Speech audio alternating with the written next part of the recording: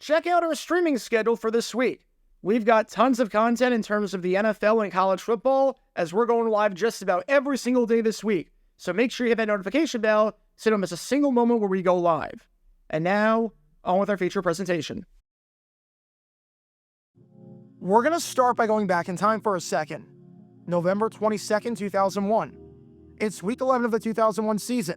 And on Thanksgiving Day, on the same day that Creed had their legendary halftime show, we have a game on our hands between the Denver Broncos and the Dallas Cowboys. The Cowboys trail this one 26-10, but are coming back in this thing after Reggie Swinton returns a punt 65 yards to the house for a score to make it 26-16 with roughly 7.5 minutes left. Now, conventional wisdom says that in this spot, you try and go for two. Simply put, you can score 8 points on one possession. So if you go for two and you get it, it becomes a 26-18 game, meaning that all you need is a touchdown and a 2-point conversion, and you tie it up. Under no circumstances do you kick the extra point here. You try your one play from the 2-yard line and try to cut it within 8. However, for some inexplicable reason, Cowboys head coach Dave Campo, undoubtedly the worst head coach in Cowboys history, kicks the extra point to make it 26-17, keeping it at a 2-score game. Why he did this remains a mystery. The man couldn't do math. But in a cruel twist of fate, the Cowboys would lose the game by, you guessed it, 2 points, losing it 26-24. If they went for 2 and they got it, it would be 26-18. And then, if they got their touchdown at the end and got a 2, we'd be all tied up. Instead, Dave Campo did something absolutely idiotic in front of the whole country that you can learn more about by clicking the card in the upper right corner. And I truly thought for my whole life that this could not possibly be topped. In terms of the dumbest things that coaches have done on Thanksgiving, believe me, I've seen a lot. Mike McCarthy screwed up royally. Ron Rivera screwed up royally last year. We had the Jets-Lions game with the awful decision to kick it back in 1985. Wayne Fontes had some horrific in-game management over the final 2 minutes of his Thanksgiving loss to the Chiefs in 1996 that sealed his fate in Detroit. There's been a lot of dumb crap where a person in a food coma will do a better job managing the situation at hand. But for nearly a quarter century, Dave Campo's blunder to kick the extra point down by 10 midway through the fourth quarter remained the king. It remained a decision that you couldn't possibly defend no matter how hard you tried. It remained a decision where there was no justifiable explanation as to why it occurred, and it remained something obvious that a 5-year-old playing Madden would know not to do just by virtue of playing enough Madden in that spot to know that there, Ask Madden will always say to go for 2. Dave Campo held the crown for the dumbest decision in Thanksgiving history. And then this happened. No one touched him. And down goes Williams. Zadarius Smith. Well, this is supposed to be a quarterback draw. They have a light box. Clock is running with 15 seconds, and it's 3rd and 26. They have one timeout left. This is like the light box. You could have gotten numbers, but just didn't. You better hurry. Oh, no. Oh, this is disaster in the making here. You're going to have to do something when it comes down to this play. Incomplete. Welcome to Dumb Freaking Decisions. Before we break down what happened here, this whole series is about taking an in-depth look at decisions made during games that were clearly awful from the start. This isn't something look bad in hindsight. Rather, this is something look awful almost immediately. These are moves where your gut instinct tells you right away that there is no way this can possibly work. And sure enough, your gut instinct was smarter than that of an NFL head coach. And for this one, we're taking a look at the mind of Chicago Bears head coach, Matt Eberflus. I don't even need to provide context on the game and its importance and how it was going. We can just skip all that stuff, because this stands alone in terms of how awful this was. The fact that Eberflus still has a job is incredible. Genuinely, it's incredible. He should be thankful this Thanksgiving that he wasn't killed by a firing squad after this game and is still collecting a 7-figure paycheck, because this was one of the worst things I've ever seen. The Chicago Bears have seemingly found a new and exciting way to lose every single week, to the point where it's an art form where you can probably bet in Vegas how they'll lose next week. block punt return for a touchdown, pick 6 on a Hail Mary in a tie game, Caleb Williams fumbles on the kneel downs during victory formation. The possibilities are endless. Block field goal? Oh wait, we already had that due to Eberflus and his stupidity a few weeks ago against the Packers, which you can learn more about by clicking the card in the upper right corner. And this will be Matt Eberflus's defining legacy. This will be what people remember him for when he inevitably gets his pink slip, whether that's today or before the end of the season or at the end of 2024. In front of 25 million people on Thanksgiving at least, he made people who only watch football in the background during the Super Bowl and Thanksgiving feel as though they knew better. So with that being said, let's take a look at why not calling a timeout and going into the end of the game with a timeout in your back pocket by letting the clock run out is a really bad idea.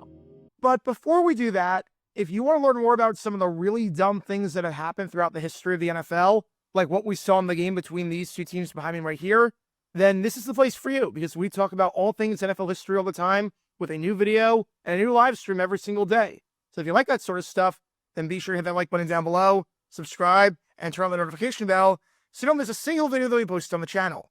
Thanks in advance for your support as we try and hit 70,000 subscribers. In this spot, after Caleb Williams takes the sack, you've got one reasonable option at your disposal. Only one.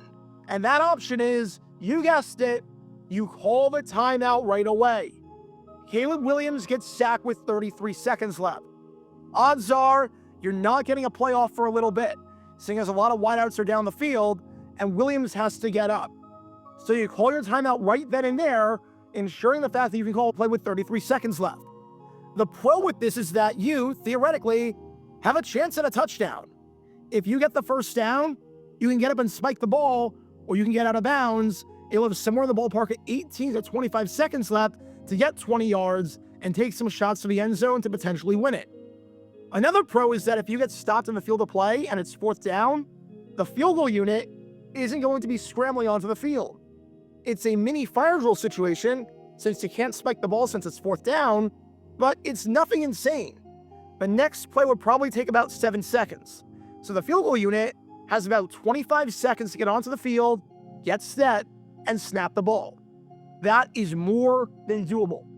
Now you might be saying, wait a second, isn't there a con to this? And theoretically, this is the con. If you go for it and throw an incomplete pass, bring up 4th down, the clock is stopped with roughly 28 seconds left. Try the field goal and it's good, and while you're tied up, the Lions are getting it back at their 30-yard line with about 23 seconds left. Jake Bates has a cannon of a leg. He's hit from 60+ many times in the UFL. So if you get to midfield, I kid you not, you can theoretically try it. The Lions have 2 timeouts, so they can use the middle of the field, and if they get 20 yards in 4 plays, they're in a spot to score points, which is more than doable for the best offense in football. You don't want to give the Lions a chance to touch the ball again. And I would agree with you on that if they were trying for the field goal, but they weren't. This scenario does not even apply because Chicago's kicker, Cairo Santos, has a noodle leg. He's super accurate, but he's not good from long range. He just isn't. We know what he is at this point. He's been in the NFL since 2014, and his longest kick was 55 yards in a dome, which barely cleared by the skin of its teeth. That's why that sack was so critical. It pushed the Bears out of field goal range. The Bears wouldn't have tried a 58-yard field goal if they got no more yards on the 3rd down play because Santos doesn't have the leg for it. Any other team, like the Cowboys, the Chiefs, the Jaguars, teams with strong kickers, and you can make the argument for taking the clock down to that 20-second range just to ensure the fact that if you make the field goal and there's a clock stoppage, the other team can't do anything. But not Chicago. This is a gross misunderstanding of the strengths of your players. It's what cost them at the end of the game against Green Bay, and it's what costs them here. So the only logical reason, the only one for not calling a timeout right away is thrown out the window because you were never in field goal range in the first place. By calling the timeout right away, you maximize the number of plays you have available at your disposal to get closer and even get into the end zone should you get the first down. By calling the timeout right away, you won't even be in a fire drill situation with a field goal. By calling a timeout right away, you also ensure the fact that if something bad happens on 3rd down, like a sack or a 10-second runoff due to a penalty, that you'll be able to get a fourth down playoff. Basically, calling the timeout right away, considering who your kicker was the only logical thing to do in this spot. Anything else would have been stupid. But on a scale of stupid things to do, what this man right here that you've been watching this whole time, Matt Eberflus, decided to do was the worst. Of all the Charlie Brown things, this was the Charlie Browniest. So the plan was to keep the timeout in your back pocket, maybe because you thought timeouts carry over from game to game, or you could exchange your timeouts afterwards for some prizes at Dave & Buster's. The plan was to just let the clock run down, try and get a third down playoff, and then call a timeout if necessary to try a field goal.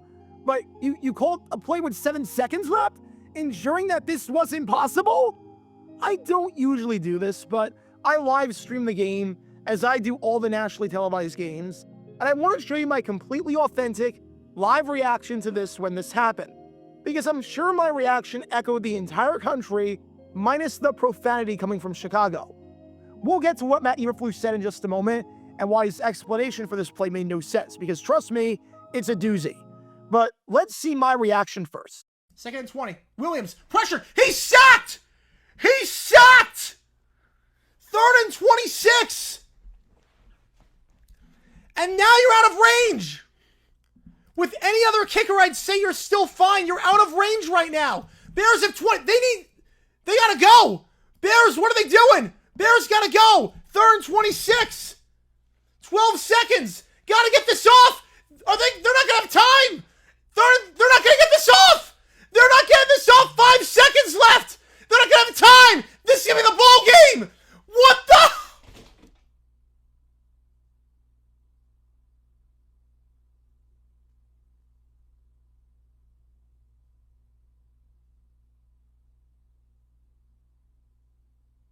Oh my God. If that is how the Matt Eberflus era ends, it ends on an emphatic dumb decision. Yeah, we were all thinking the same thing and reacting the same way. It's not often that I'm left speechless, because I've seen a crap ton of football and a crap ton of stupid things. But considering the timeout situation, considering who Chicago's kicker was, and that the running down of the clock scenario never made any sense, and considering, I don't know, literally everything else, I was without speech on this one. This is up there with the Mario Cristobal decision to call plays with the game 1 in the Miami-Georgia Tech college game last year, which you can learn more about by clicking the card in the upper right corner, and Sam Weich's decision with 6 seconds left in the Bengals-49ers game in 1987, where the Bengals had the ball and were leading and somehow lost it because of his stupidity, which you can learn more about by clicking the card in the upper right corner, as some of the dumbest coaching decisions of all time. No recency bias or exaggeration here. We're going to be talking about this one for a while, especially seeing as it happened on Thanksgiving for the whole country to see. But, okay, I've talked at length about this play already, and I've still got a lot more to say. But before I continue, what did the man at the hour, Matt Eberflus, have to say about this? We know what his players had to say, as wide receiver DJ Moore summed it up best and so eloquently when he said, "I don't know why we ain't called timeout." But what about Eberflus? Well, this is what he had to say. Take a listen. At the end, when you saw the clock tick down under 10, why didn't we call timeout? Yeah, so right there, we liked the play that we had, and we were hoping that he was going to call it or get the ball snapped, and then we would have called timeout right there. But once it's under 7 there, then you call timeout there, then you're basically throwing the ball to the end zone, because once it's under 12, you can't throw it inside with no timeout. And it was 3rd going into 4th. So that's a big deal. So it was 3rd going into 4th. That's why we wanted to preserve the timeout. So how, in retrospect, how should you have handled the final sequence? Yeah, I like what we did there. Again, once it's under 7, you're gonna call timeout there, or actually under 12, and then really you don't have an option. Because it's 3rd to 4th, you got to throw it into the end zone then. So to me, it's I think we handled it the right way. I do believe that you just re-rack the play, get it in bounce, and call timeout, and that's why we held it, and didn't work out the way we wanted it to. There were 32 seconds left when Caleb got sacked. How do you come away with only one desperation shot in the end zone and didn't really see much catch. Yeah, just like I explained, we wanted to re-rack that. Like I said, get a play in bounce and then call timeout. And that's where it was. It was third and the fourth going there. So, Okay, there is so much wrong with this that I don't even know where to begin. Number one, way to throw your quarterback under the bus. Always a good sign when the coach is throwing his rookie quarterback, who may remind you, threw 3 touchdowns in the second half to get you back in this thing, and started this drive at his own 1-yard line, under the bus, and letting the kid take the blame. But what Eberflus is saying is that they wanted to snap it with 18 seconds left, but they didn't. So, you know what you do if you can't snap the ball with 18 seconds left, and you realize that no one's set, and the play's not going to come in? Oh, I know! You call your freaking timeout! You have eyes. You can see the game clock. You can see time winding down. You can see all of that. You can see all of that. It's not like this is a game show where you have to lock in the fact before seeing the question whether to play or not. It's not like you had to lock in the fact that you weren't going to call timeout. When things don't go right, you can call timeout to make them better. When the play clock's winding down on 4th and short, you take a timeout. You don't say, well, we were hoping to get the playoff, but there was nothing we could do. You call timeout in that spot and have time to work with. Then, the strategy itself is really freaking stupid because, again, with 18 seconds left, why are you killing all that time in the first place? You're minimizing the number of chances you have to score. You're not exactly preventing the Lions from touching it again, since, again, you're not trying a field goal if you throw an incomplete pass on 3rd down.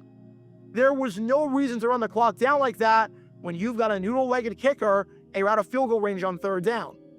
But then, I love what Eberflus said about once there's 12 seconds left, all you can do is take a shot to the end zone because you can't go in the field of play. And that is true. With 12 seconds left, if you don't have a timeout, you can't go in the field of play. He's right on that. But you know what you can do? You can throw a pass to the sideline. Ever heard of that? Ever heard of a sideline shot like an out route or a corner route? Ever heard of this thing where the clock stops if you get out of bounds inside of 2 minutes in the first half and 5 minutes in the second half? Matt Eberflus's logic for not calling timeout was that once they got to that point, you had to just chuck up a Hail Mary, when that's not true. That's like saying with 24 seconds left in an NBA game, with your team down by 3, that your only way of winning is to jack up a shot from half court.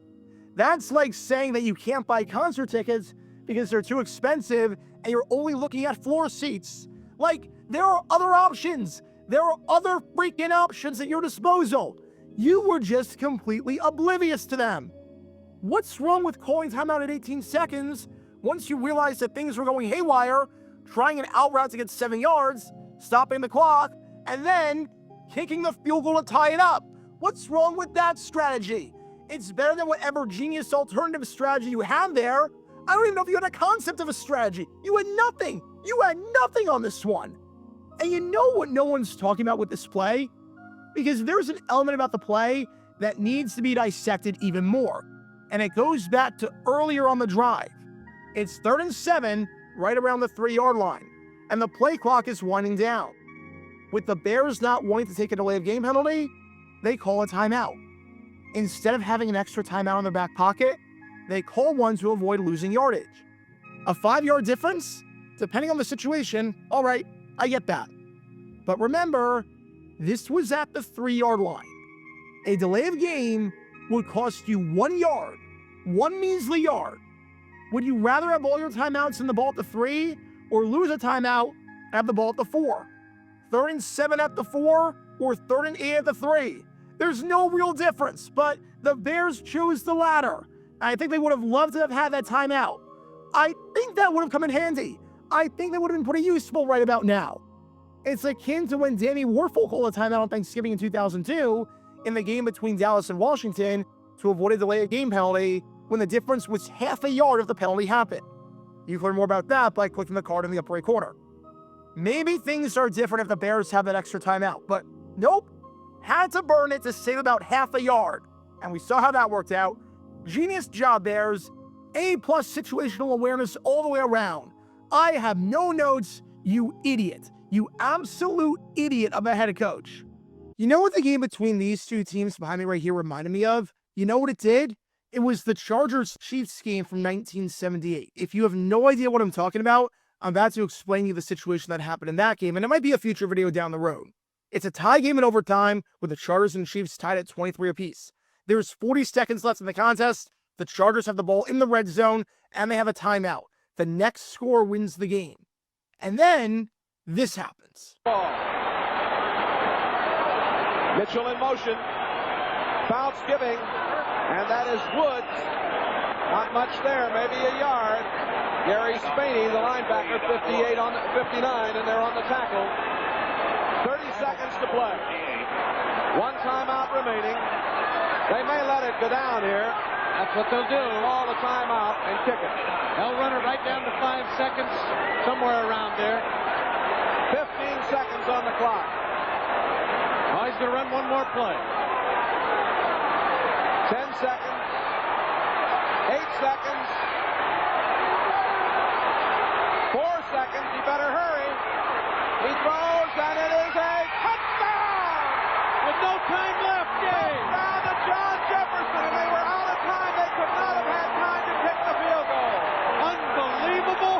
Now, obviously, somehow that worked out. I don't know how it worked out, but it might be the dumbest play in NFL history that actually ended up working it. They completely mismanaged the clock, left the game with a timeout in their back pocket, and it worked out for them at the end of the day.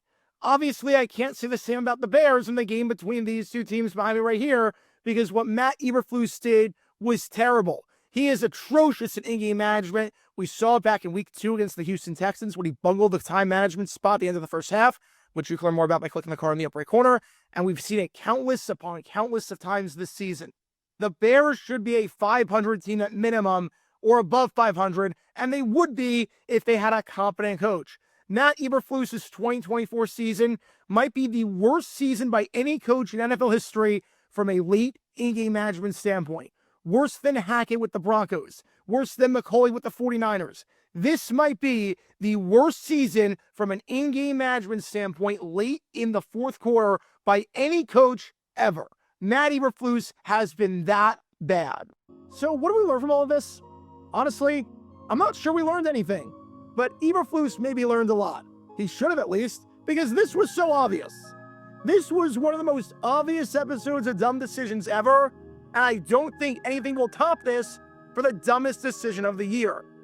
If I do an award show at the end of the season for the dumbest decision of 2024, I can tell you right now, everyone is fighting for second place, because this is the clear winner.